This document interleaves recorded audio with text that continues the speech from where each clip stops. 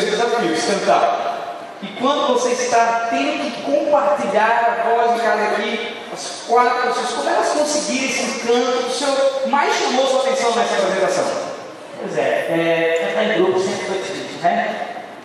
Conciliar o estilo com o ritmo, né? E a interpretação. Mas assim, eu queria dar um destaque aqui, em especial para a Esther. Parabéns, Esther, você foi realmente surpreendente, caladinha, assim, mas o estilo de música que você cantaram aí, difícil, porque perguntas e respostas, nem sempre, às vezes, quando se volta, se pega, às vezes não vai ao mesmo tempo, às vezes sai fora um pouquinho, até da interpretação em si. Parabéns, a Amanda também foi muito bem, agora continua assim, estudando, você tem família na música. Brenda, você também escreveu, viu, Brenda? Tudo bem, você só uma dança, né? Não um cantor, então. Parabéns assim, à Escola Internacional e também dizer que. E ali tem uma maestro. Eu vou falar sobre a Vitória, galera.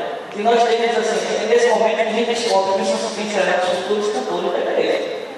Se a gente não faz isso, a gente não futuramente terá que canta e tem toque, né? E a Vitória vem também. Ela fez logo o começo de aula com a Esther, né? E esse começo sempre é muito difícil. Mas vocês foram muito bem, Deus abençoe e parabéns. Porque já tem alguns anos de experiência, para que vocês possam entender o que Deus quer fazer com vocês. E vocês vão guardar esse momento para sempre. A emoção já passou, já está mais tranquilo agora, como é que vai a oração? Então, agitada, agora está tranquilo? Então tá bom. Vocês vão guardar através da certificada da lembrança que participaram do Show de Talentos da Escola Internacional Sadiva 2011. Sandrinho,